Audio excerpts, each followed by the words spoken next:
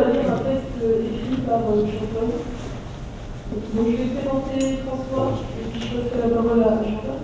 Donc François, là aussi, une petite biographie. Donc François Lavie se présente comme autodidacte. À l'époque, il séchait surtout les cours afin d'aller étudier à la bibliothèque. Il a exercé plusieurs professions, un peu comme Jean Passepartout. Il a commencé dans l'informatique comme technicien, il a travaillé dans la grande distribution, le marketing, il a même été torse d'or dans le métier du cigare. J'ai appris quelque chose. Il a été professeur de français pour les enfants de ministres, pour l'Alliance française, il a été comédien de théâtre et pour le cinéma. Et sa dernière expérience est dans le secteur des énergies renouvelables et il travaille d'ailleurs actuellement sur une ferme de ville qui permet l'autonomie alimentaire. Il a également notamment travaillé à travers le monde, il a fait trois fois le tour du monde. Voilà, je vais peut-être t'arrêter là.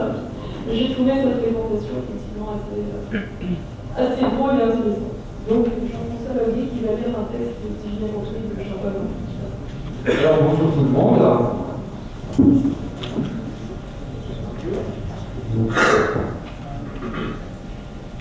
Alors, on peut se représenter la désargence, faire la désargence, l'état actuel des réflexions que nous menons sur une société sociotope sans argent, comme un delta où se jettent 4 fleuves, 4 courants de préoccupation. Le premier, qui est coloré par des soucis de caractère moral, disons, toutes les religions préviennent les croyants contre l'usage de l'argent. Jésus chasse les marchands du temple, l'islam condamne le prêt avec intérêt. Dans l'éthique adicomaque, Aristote fait une grosse colère, et comme il était considéré au Moyen-Âge à l'égal d'un saint, elle marquera le christianisme. La critique de l'argent a culpabilisé les riches, les usuriers. Elle appelle au don, au partage, elle entretient et développe des idées de justice sociale. Ces idées-là, en France, se sont cristallisées sur l'abolition des privilèges.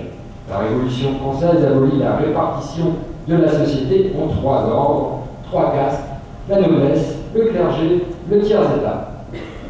L'abolition des privilèges a été décidée 3 semaines à peine après la prise de la Bastille la nuit du 4 août. 3 semaines. La nuit du 4 août, les nobles et le clergé ont jeté leurs privilèges par la fenêtre, mais ils sont revenus par la porte, sous la forme des droits supérieurs que vous donne l'argent quand vous en avez et savez en faire.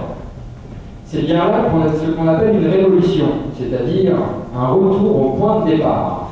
Et c'est en quoi diffère la désargence, qui fait, elle, comme l'annonce le titre de cette rencontre, un changement de civilisation. Le deuxième courant emprunte la vallée des activités nécessaires à la vie de la collectivité, vallée de la solidarité, une solidarité qui s'est transformée en échange d'un certain temps de travail contre un salaire. Comment le garantir? C'est la grande question, je dirais même une question devenue vitale. Marx, en 1854-55, déjà s'était avisé qu'arriverait un moment où les machines travailleraient pour l'homme et qu'on ne pourrait donc plus les rémunérer sur la quantité de travail. Il avait donc prévu logiquement, dans la logique de l'argent, qu'on ne pourrait le faire que sur la base de la totalité des richesses produites, ce qu'il appelle en la production sociale. Il n'était pas entré dans les détails. Juste après la crise de 29, sans avoir jamais lu le texte de Marx, un mouvement connu sous le nom d'économie distributive, qui remplissait la salle vaguement et avait des entêtes partout, on l'a oublié, cherchez pourquoi, merde, a retrouvé l'idée de Marx. C'est une idée qui doit venir à l'esprit d'au moins 100 personnes tous les jours, et toujours dans la logique de l'argent. Encore faut-il trouver comment l'appliquer. C'est ce que les distributistes ont fait. Nous y reviendrons tout à l'heure, mais rapidement, ils avaient prévu une monnaie radicalement anticapitaliste. Elle ne servait qu'une fois, elle s'annulait au moment de l'achat, pas moyen de l'accumuler, elle n'en conservait pas moins la capacité de valoriser, de mesurer la valeur des choses et des personnes à partir d'un étalon monétaire sur la base du prix qu'on leur donne en fonction de leur rareté ou de leur abondance. Elle conservait l'idée de valeur telle que l'argent l'a créée. En dépit d'avantages importants, comme celui de fonder l'économie directement sur les ressources et non plus les profits qu'il faut en faire, elle ne faisait encore et toujours qu'une révolution. Le troisième courant débouche de la vallée des soucis de survie planétaire. Le rapport de Rome, publié en France en 1972, a marqué un tournant dans la prise de conscience d'une planète aux ressources limitées. Cette prise de conscience atteint aujourd'hui les sommets que vous savez, Kyoto, Copenhague, etc. Des sommets internationaux où les participants font assaut de bonnes paroles tout en remplissant et bloquant soucieux avant tout de préserver leur marché. Faire la décroissance, bravo, j'adhère, nous adhérons tous. Mais là encore, ça ne fera encore et toujours qu'une révolution. Comment une économie qui exige une progression constante de la croissance des profits monétaires, comment peut-elle tenir la route sans faire croître en proportion les dépenses matérielles? C'est impossible, et cette impossibilité à elle seule justifie qu'on s'intéresse à l'idée de faire la désargence, d'abolir la monnaie. Or, il est possible aujourd'hui de se passer d'argent. C'est tout à fait faisable, les outils sont là, on s'en sert déjà, on peut s'en servir tout de suite dans un tout autre environnement que celui du fric. C'est ici qu'intervient le quatrième courant. Le quatrième courant, c'est celui du bonheur de vivre. C'est celui de la valeur ajoutée à la bouffe, à la santé, à la reproduction de l'espèce. Le quatrième courant, c'est celui de tout ce qui aborde les stricts besoins. C'est celui de tout ce qui donne du prix à la vie, un prix qui ne se mesure pas, en totale contradiction donc avec la mesure argentique, un prix qui n'a pas de prix. Donc le mépris fait des malheurs, des gens mécontents, déprimés, hargneux, et qui se rattrapent ou se vengent comme ils peuvent sur les autres ou l'environnement. À travers l'histoire, on a vu le moyen d'échanger sous forme de coquillage, silex ou chèque, devenir peu à peu le message à lui seul. Le seul message audible aujourd'hui est celui de la valeur marchande, accolé donc à un prix qui peut varier. La question « combien tu coûtes, combien ça vaut ?» réduit les personnes et les choses à des valeurs chiffrées. L'argent permet de comparer n'importe quoi avec n'importe quoi et d'oublier les singularités, il standardise, il abstrait, comme les notes à l'école. Faire la désargence casse la baraque en s'emparant d'un outil qui existe déjà, car l'informatisation des données, les codes barres qu'on voit sur tous les articles, elle les individualise. Elle permet de savoir pour chaque objet concerné quels sont les composants, d'où il provient, qui l'a fait. Les codes barres pourraient même déjà vous indiquer si les conditions de production sont compatibles avec les droits de l'homme et l'économie de la planète. D'une manière strictement comptable, l'informatisation des données permet aujourd'hui déjà de savoir en temps réel combien il y a de choux de bicyclettes, combien il y a de personnes compétentes en n'importe quoi, où les trouver et à quelle cadence on peut les renouveler. Mais surtout, elle personnalise les informations. Elle le fait déjà couramment avec des choses aussi subtiles que l'ADN, des choses qui ne sont plus des choses mortes, mais des possibilités qui se croisent entre elles et font la personnalité d'un individu. Il ne s'agit plus d'une révolution sans l'usage de l'argent, comme ce fut le cas en passant de la monnaie matérielle à la monnaie immatérielle. Il s'agit de toute autre chose que nous allons passer cette première rencontre à explorer. Donc, Jean-Paul Lambert va maintenant revenir sur chacun des quatre courants. Oui, mais je vais faire une présentation de Jean-Paul Lambert avant de lui passer la parole. Jean-Paul Lambert, vous êtes retraité d'éducation nationale, 35 ans au service de cas sociaux et des handicapés intellectuels. Vous avez collaboré à la revue Esprit, à la Gueule ouverte et à la revue du MOS. Vous avez fondé en 2000 la revue Prosper, sur le bandeau duquel figure pour la maîtrise de leurs usages par les usagers. Et vous avez notamment publié en 1998 le socialisme distributiste, Jacques Dubois, 1878-1976, aux éditions de l'Harmattan. Jean-Paul Lambert, vous allez nous parler de la décroissance à la désargence.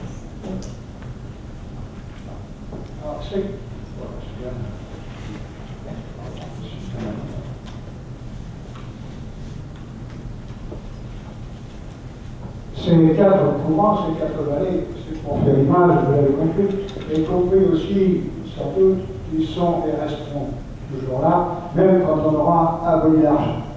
Ce que je vais essayer de montrer maintenant, c'est comment une civilisation sans argent arrête à la source leur pollution par l'argent. La première constante, donc, que nous avons baptisée, qualifiée de morale, elle a pour objet de réguler, de faciliter les rapports entre partenaires sociaux. Quand on observe ça de plus près, on découvre des choses étranges. On voit par exemple que si on accepte la domination du plus fort, qu'on soit un loup ou un humain, c'est aussi parce qu'il protège. La domination est quelque part branchée sur la solidarité, et c'est sans doute la raison pour laquelle on a tant de mal à la liquider. N'insistons pas. Mais quand arrive l'argent, le pouvoir de l'argent, il modifie tout. Il modifie la façon dont les princes, les prêtres et les généraux exercent leur pouvoir. Il modifie toute la chaîne éducative, le respect des riches, les diplômes, l'attention portée aux signes de distinction sociale. Tout jeune, nous sommes jetés dans l'obligation de nous servir de l'argent, nous sommes formés à son usage, à travers l'usage qu'en font nos parents. C'est devenu comme un milieu au point qu'on oublie d'en parler comme d'un milieu. Même quand les temps sont durs et qu'on ne parle plus que de ça, crédit, salaire, plus cher, on ne se pose pas la question de son usage, on trouve normal qu'il y ait de l'argent. À ce système général, nous collaborons tous, nous collaborons en travaillant, en consommant, en éduquant nos enfants, en essayant de monter dans ces hiérarchies. Et vous comprenez donc mieux pourquoi dans notre petite équipe, nous refusons de traiter les autres, les entrepreneurs, les spéculateurs, même les banquiers, en bouc émissaire. Un groupe de jeunes sociologues dans les années 80, qui se réclamait de Marcel Mauss, auteur d'un célèbre essai sur le don, ils ont montré que la société ne pourrait pas fonctionner s'il n'y avait pas plein d'actes qui allaient au-devant des besoins d'autrui, plein d'actes généreux, donc des contre-dons qui mettaient en quelque sorte de l'huile dans les rouages. Ils allaient à l'encontre du postulat selon lequel l'homme est naturellement égoïste, normalement intéressé. On a aussitôt, normalement, objecté que si faire le bien, anticiper sur les besoins, ça arrivait, c'était quand même intéressé, et qu'en fin de compte, si on donnait, c'est que ça ne rapportait pas de dons gratuits. En fait, impossible de trancher. Les restos du cœur aux fondations des grands milliardaires, en passant par la Sécu, les ONG et le FMI même, il y a du don partout et d'utilité aussi. On n'en finirait pas de faire la liste de toutes les mesures économiques, politiques, éducatives et autres, qui sont en fait des actions compensatrices largement commandées par les méfaits produits par l'usage de l'argent. Qu'il s'agisse de dons généreux, sacrificiels ou d'utilitarisme égocentré, ils se rejoignent dans l'entretien d'un sociotope commandé par l'usage de l'argent. Alors ce que je demande maintenant à mes amis du MOS, comme à vous, c'est d'imaginer comment nos capacités de donner, notre capacité de faire des choses utiles, comment elles vont fonctionner quand on aura supprimé l'argent. Imaginez que le don, l'utilité, imaginez qu'il soit plus voué à rendre plus gentil un sociotope où l'argent est à la fois le moyen et le but. Imaginez que toutes les entreprises soient lancées sans avoir besoin d'argent pour les lancer, et qu'elles ne doivent plus rapporter de l'argent. Imaginez qu'on puisse s'acheter des milliers de travailleuses sur le carreau, arrêter une production ou une consommation aussi bien. Imaginez un peu que donner, le désir de bien faire, mieux faire, de fêter que la vie en bonne intelligence avec les autres et la planète, que la moindre action, bonne ou mauvaise, ne soit plus indexée sur l'argent qu'on a ou qu'on n'a pas. Je reste sur ce point. Il est bien clair que dépolluer à la source la constante morale de la référence à l'argent, faire la désargence, ça va déstabiliser la bonne conscience de ceux qui sont aujourd'hui les mieux placés dans la course à l'argent, mais elle ne va pas déstabiliser qu'eux. Je pense ici tout particulièrement aux travailleurs sociaux. Nous avons tous appris dès la tendre enfance qu'il n'y avait de reconnaissance à attendre que si on participait à la course à l'argent. Pensons-y, nous aurons contre nous au départ aussi bien les riches que les pauvres. Ça fait beaucoup de monde, et comme en toute chose, il faut aussi considérer les moyens. Nous aurons encore beaucoup à apprendre de Gandhi et Mandela. Deuxième vallée, deuxième contrainte, c'est celle du partage des besoins ou de la solidarité sociale. Depuis qu'on est sorti du paradigme, fini la prise au tard, on a démontré que les sociétés dites primitives, elles consacraient moins de 4 heures par jour à satisfaire les besoins essentiels. L'argent arrive, plus besoin de faire soi-même, on peut l'acheter. Si système des échanges se met en place et développe des activités de plus en plus spécialisées avec lesquelles on fait de l'argent pour échanger et pour entretenir et développer des industries qui font de l'argent. Arrive donc la confusion du moyen et du but, et si du campagnage au PDG++, le monde bosse, c'est d'abord pour Monsieur l'Argent, président invisible d'une société anonyme de 6 milliards et demi d'actionnaires, mais Monsieur l'Argent et sa société ont la santé fragile. Par exemple, vous êtes entrepreneur, n'importe quoi, bon, ça marche, vous dépassez tous vos concurrents, arrive une nouvelle technique que vous n'avez pas prévue, c'est vous qui les dépassez. Dites à l'horizon. Quand les cours s'effondrent, pareil, et d'une manière générale, quand la croissance des bénéfices n'est pas plus rapide que les investissements, bonjour les plans sociaux et le budget de l'État n'est plus abondé. Quand la pyramide des âges se réduit à la base, vos retraites sont menacées. J'en passe. Face à des situations comme celle-là, on cherche des astuces, on ruse, et je vous ouvre une parenthèse à propos d'une de ces astuces, une seule, mais qui a aujourd'hui le vent. Il s'agit de revenu inconditionnel d'existence. Il est connu aujourd'hui sous différentes formes comme revenu universel ou DIA, dotation inconditionnelle d'autonomie, dont l'idée a commencé à germer en France au milieu des années 90. Sachant que j'avais répondu autrefois à un article intitulé « Assister, c'est exclure », sachant que j'avais une certaine expérience des milieux sociaux défavorisés, on m'a demandé comment les bars et tours de banlieue actuellement un revenu distribué indépendamment du travail qu'on a ou qu'on n'a pas. Moi, ce que j'ai vu et dit tout de suite franchement, j'ai dit que ce revenu dans les cités, il servirait à soutenir l'économie souterraine, la récup tous azimuts, les petits travaux de réparation et de peinture, et les dealers en période creuse. C'est évidemment pas ce que mes petits camarades recherchent. J'ai vu aussi venir ce qu'on appelle maintenant la flexibilité. Les patrons qui tiennent à leur botte, si vous n'acceptez pas leurs conditions, alors, si vous n'êtes pas trop malheureux et que le plus malheureux que vous peuvent en profiter. Et puis, cette idée de revenu inconditionnel, elle arrivait au moment où les profits commençaient à se faire rares. Elle n'avait aucune urgence en période de Trente Glorieuses. C'est une période piteuse, justement. La croissance des profits monétaires, elle ne tient pas ses promesses. Le budget de l'État n'est plus abondé de la même façon. Le revenu universel, l'allocation de solidarité ou l'IA, ils seront vite en cessation de paiement. Vous savez comment l'État s'en arrange en s'endettant, et vous savez aussi comment ça se termine. Je vous en parle parce qu'on nous objecte le revenu universel comme quelque chose de bien plus intéressant, rapide et tout, que d'abolir l'argent. Mais ça ne tient pas la route, et c'est encore une solution du genre, soigner un malade avec ce qui provoque sa maladie. Je vous en parle aussi parce que c'est grâce à ce débat sur le revenu universel que j'ai appris l'existence d'une solution proposée peu après la crise de 29 par l'économie distributive, une idée que Prosper, la route que j'ai fondée, a contribué à faire connaître. Pour aller vite et pour vous montrer à la fois que c'est tentant et qu'il ne faut surtout pas tomber dans le panneau, vous chiffrez périodiquement la production collective. Ça, on sait faire, ça s'appelle le produit intérieur.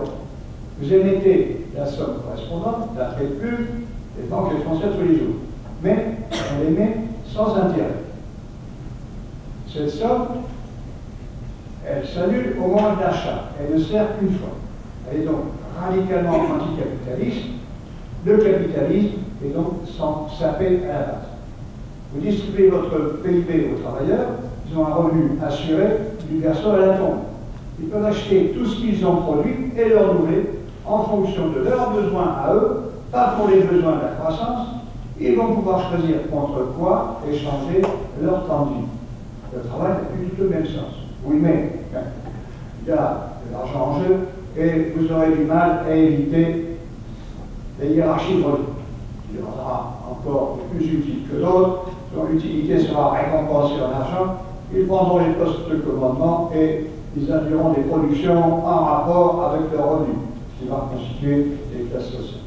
Il y avait quelques autres bricoles, mais rien que celle-là, ça c'est déjà beaucoup. Et surtout, ça devrait être aujourd'hui pour nous une raison suffisante, parce que l'argent continuera d'être la mesure de toute chose. J'ai tourné et retourné ça dans ma tête, et dans Prosper aussi. Nous avons affiché danger, et puis un jour, Eureka, sans savoir que c'était ça, justement, que nous cherchions, nous avons trouvé comment se passer l'argent. Comment se passer l'argent, sans revenir au troc, le troc, monnaie locale et travail. Je vais y revenir un peu de patience. La troisième contrainte, la troisième vallée, on pourrait appeler la vallée des castors. C'est celle de l'équilibre avec le milieu, celle de la survie de la planète. Depuis que les humains sont capables de la détruire pour en faire de l'argent. En 2006, nouvelle appel les modestes ressources. Les écolo-brontins se sont souvenus de mon passage à la gueule ouverte, un des comités qui projetait déjà pour la maîtrise de leurs usages par les usagers. Il s'agissait cette fois de l'empreinte écologique et de lancer un mouvement pour la diminuer. J'ai donc participé 9 mois durant, ici même à Lyon, à la gestation des états généraux de la décroissance. Vive la décroissance, donc sauf, comme on vous l'a dit tout à l'heure, que la décroissance visée, c'est celle des productions matérielles, mais c'est ce qu'il faut faire des produits et services propres, verts, et tout, encore faut-il les transformer en profit monétaire, sonnant et trébuchant. C'est ce qui explique que les éoliennes et les capteurs solaires produits en Chine écrasent aujourd'hui les éoliennes et les capteurs européens. Je ne permettrai jamais, quant à moi, de traiter d'écolopitres ceux qui ont des idées pour économiser la planète. En arrivant dans le delta, toutes les eaux teintées par la décroissance, elles sont les bienvenues, mais à condition d'être décantées, soignées de leurs maladies infantiles, celle de croire qu'on peut faire la décroissance matérielle dans un régime qui exige la croissance des profits monétaires. Alors, considérez maintenant ce que devient l'idée de décroissance dans un sociotope sans argent. Dans un sociotope où l'argent n'est plus ni le moyen ni le but. La première question qu'on nous pose, elle est tout à fait normale, c'est on fait comment pour produire sans argent? Réponse, on produit avec des ressources matérielles qui sont là. S'il y en a pour faire de l'argent avec, c'est qu'elles existent. Le malheur de l'argent, c'est qu'ils les produisent et les consomment à une vitesse accélérée. Au final, il en marre l'action. Dans un sociotope sans argent, vous allez pouvoir les épargner. Et pas pour spéculer sur leur rareté, vous épargnerez parce que vous ne serez pas obligé, pour faire des profits, de faire les choses en grand, pour abaisser les coûts, obligé d'employer des pesticides et de fracturer la planète. Vous les épargnerez parce que si devant travailleurs, travailleuses ne seront plus des machines à produire et acheter plein d'objets, machines, voyages, il faut absolument produire et acheter si on veut qu'il y ait du travail. Du travail, et les salaires et profits. Dans une économie sans argent, la production, elle peut être facilement relocalisée. On attend de faire pousser les salades et produire les vitamines au pays. Fini le principe des grandes unités de production, fini la concentration d'une industrie ou d'une culture qui rongent le pays jusqu'à l'autre. Bonjour les ateliers polyvalents et les cultures diversifiées. Les conditions de production changent de tout au tout. On ne produit plus pour écraser les concurrents, ou n'importe quoi qui se vend.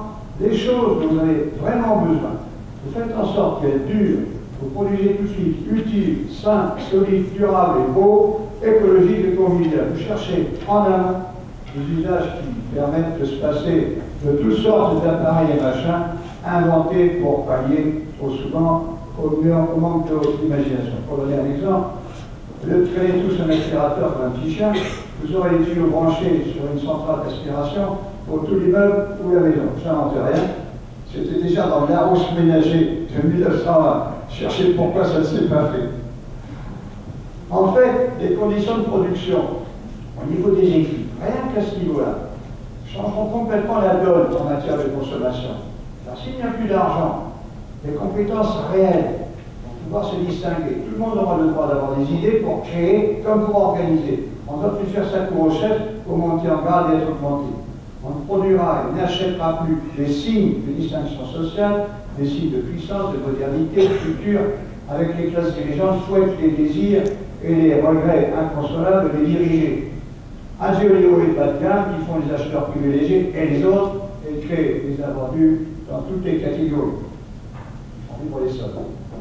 Ce qu'on appelle travail ne sera plus vécu comme aujourd'hui, pour la majorité, comme un mauvais moment qu'on subit en rêvant au week-end, en rêvant à tout ce qu'on va pouvoir acheter avec ce qu'on gagne, car on oublie toujours, c'est la misère mentale qui pousse à acheter. La consommation ne serait pas ce qu'elle est si tant de consommateurs n'en étaient pas réduits à acheter pour croire un peu en eux, en ressemblant aux images que leur propose la pub. L'abolition de la pub, nous le verrons mieux dans notre rencontre, Elle sauvera des peuples entiers de la misère d'une entreprise devant les magasins pleins. Mais elle remplacera surtout la concurrence mondialisée par la solidarité. Sur la décroissance des empreintes écologiques, elle aura des effets majeurs.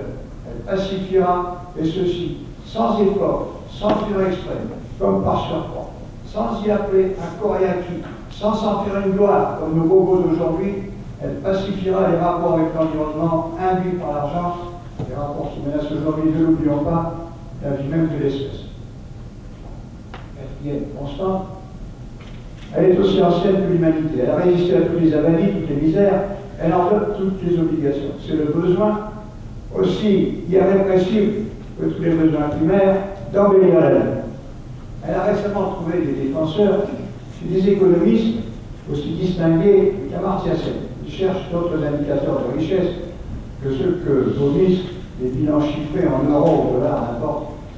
Ils prennent en compte le prix des choses sans prix, comme la confiance, le sentiment de sécurité, fierté locale, la capacité d'inventer, j'en passe.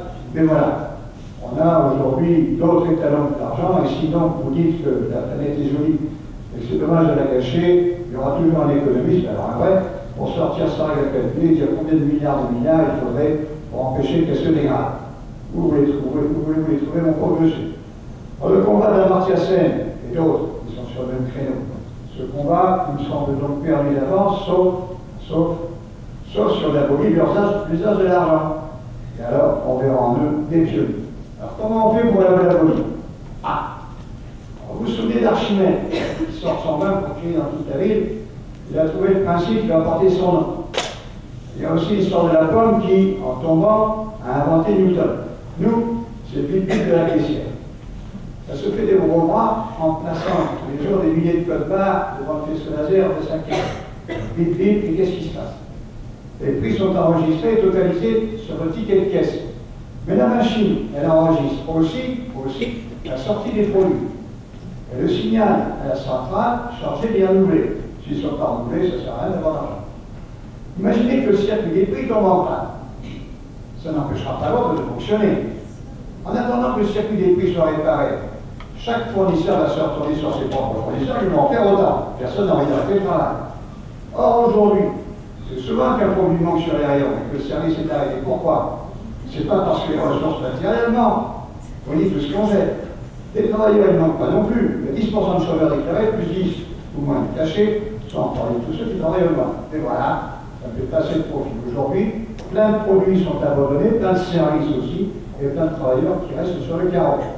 L'usage de l'argent se retourne contre ses usagers. Il interdit de produire des richesses, des services qui rend les gens inutiles. On finit tous par se sentir un peu trop. Alors qu'est-ce qu'on fait? On casse tout, on change de gouvernement, on fait la révolution avec le revenu universel, on se réfugie dans ce qu'on appelle des alternatives, toutes plus inventives les unes que les autres, je reconnais, et en oubliant qu'elles sont toutes adossées au fric. Rien de tout ça. Alors on supprime l'argent.